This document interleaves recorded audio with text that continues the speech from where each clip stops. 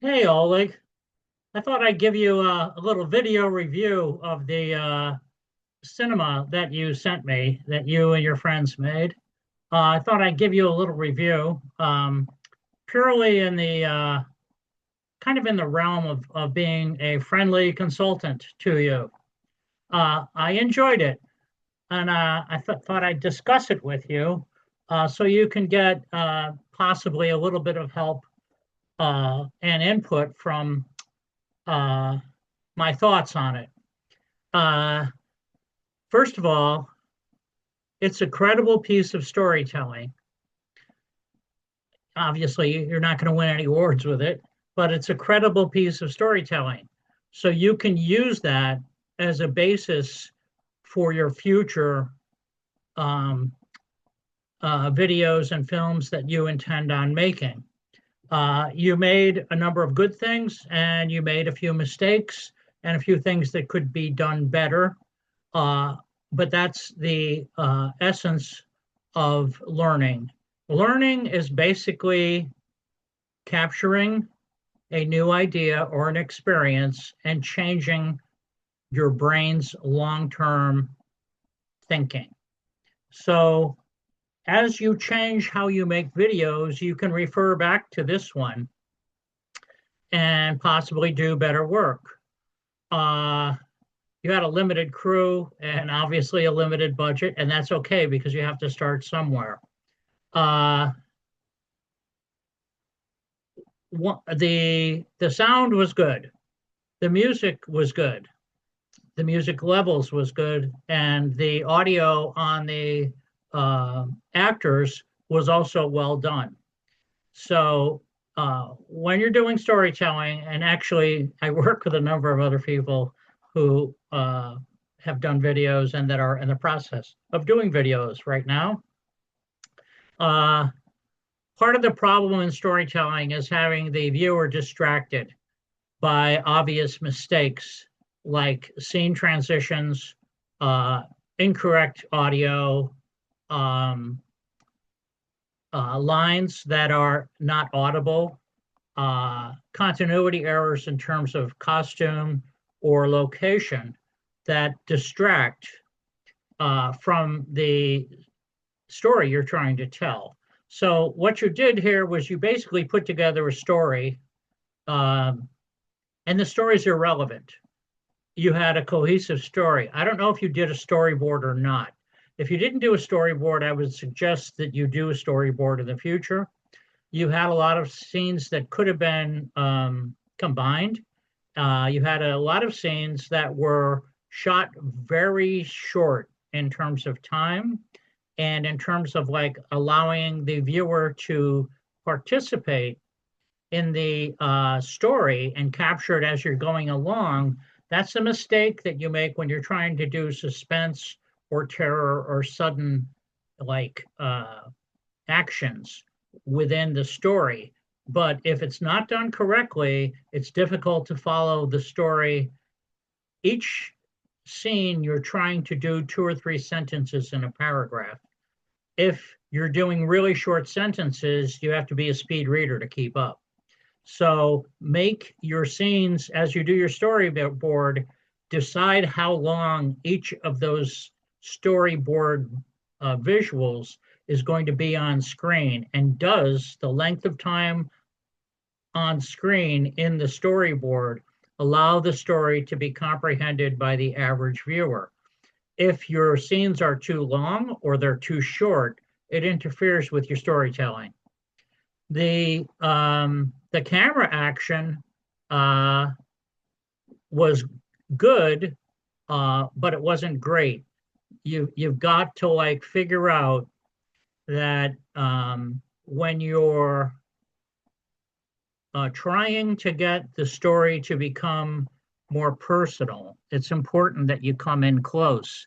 And when you're doing a close visual, the person who is doing the acting at that point is actually bringing the viewer closer into the story in a very intimate way.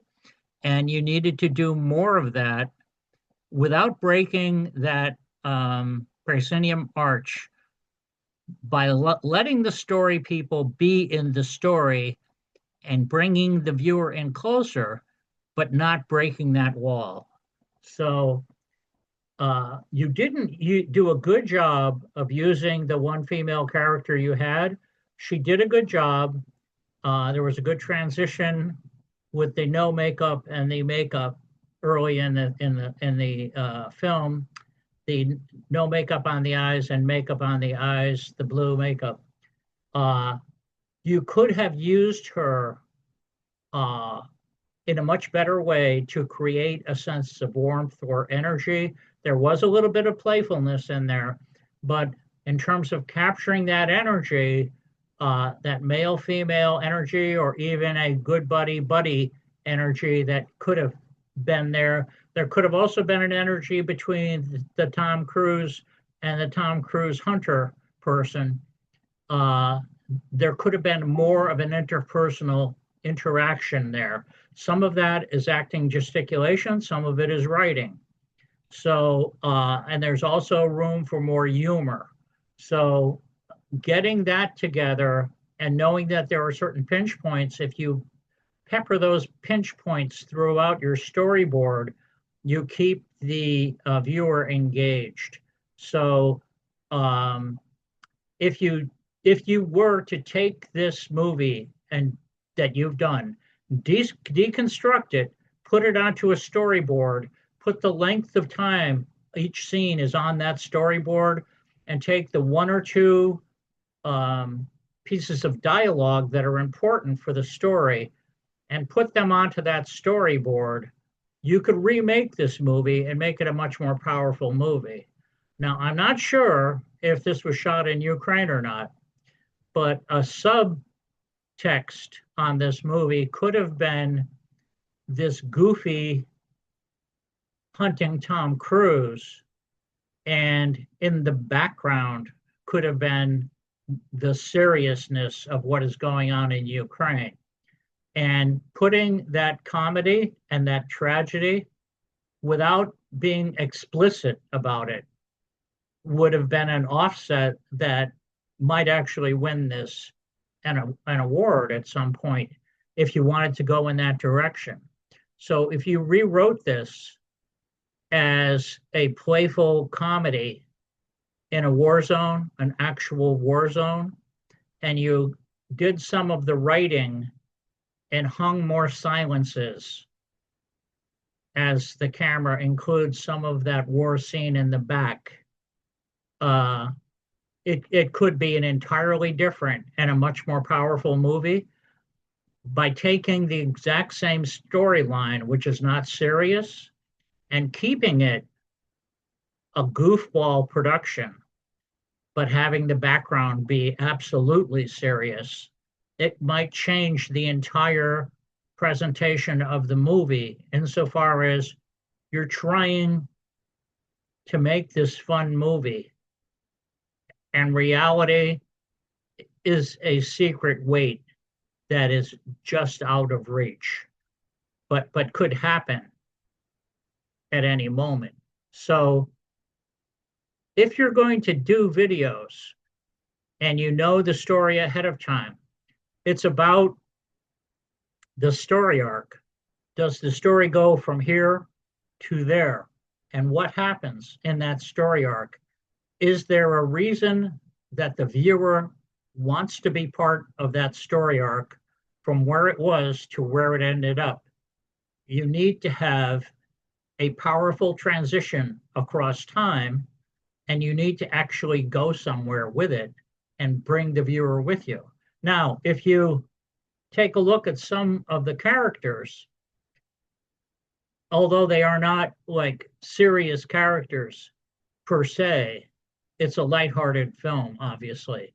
But there was the growth of the relationship. I think it's a sister and a brother, but I might be wrong. It might just be a male and female friend. It might be a boyfriend and a girlfriend. It's nice that that's open-ended.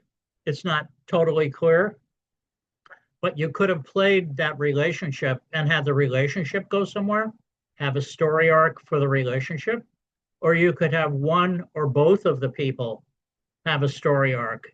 And that sort of does happen with the female character at the end, but that story arc of the story arc of the lead character, the story arc of the lead character and one or two other people, if the relationships change across the storytelling, it makes the story much, much better.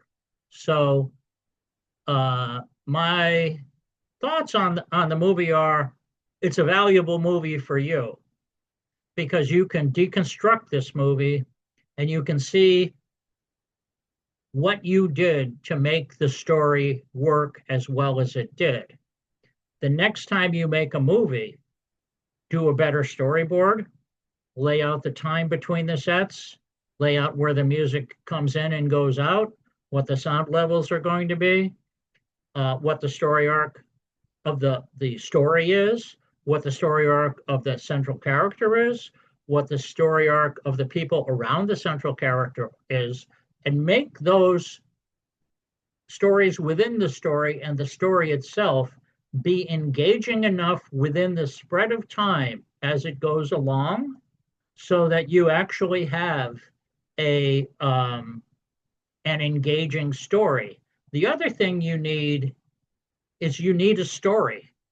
You went with this story because it was something easily encapsulated and you could handle it. You could have turned this story into a much more powerful story. And I just gave you one idea on how you could do that. So you could just juxtapose young people making a video in a war zone without hitting people over the head with it, but it's just there. And you could put that fear and that apprehension easily into a comedy so that you could sense the tension and you could have it end up in a tragedy if you wanted it to, or you could end up having it be just a really lighthearted explosion of joyfulness in spite of the setting that it's in. So before you make another video, have a good story, have a good, strong story that you know is going to engage people, and then build that story so that every single second of the story, within the context of the storyline, within the storyboard, everything fits nicely. Everything fits together. There is no continuity. For instance, when the female cinematographer is holding the camera and shooting, like through the trees or in different things, she's holding the camera lens down. That should be pointed up as though it's shooting the people. So that's a small minor continuity error that you should have caught. It's like if you look at everything that's happening as it's going along, you can reshoot right away and people can improve their performance and what they do. That's what a daily rush is.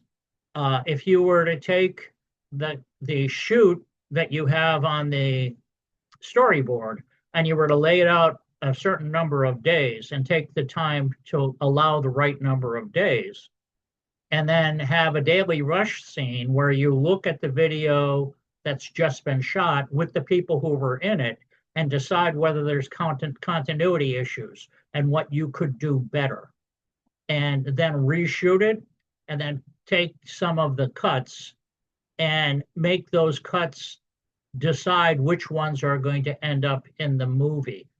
That's basically the reason that the clapperboard is used. Okay? It's like scene 1, take 15. We're doing it over. I didn't get what I wanted. I want this to work this way because of the way the story arc goes and because of the way this character's arc goes within the storyline arc. So we're going to reshoot this, and I want you to hold the camera up, and I want you to be laughing while you're shooting it because you can't believe you're actually getting it. And I want you to be serious, but I want you to be joyfully capturing what you're getting on video. So that's the job of the director. So I just thought I'd give you some feedback on your thing, and I wish you luck in the future. Uh, Here's one of my thingies, which yeah, I'm sure you're enjoying yours. So anyway, there you go. I hope this meets some of your expectations and have a great day.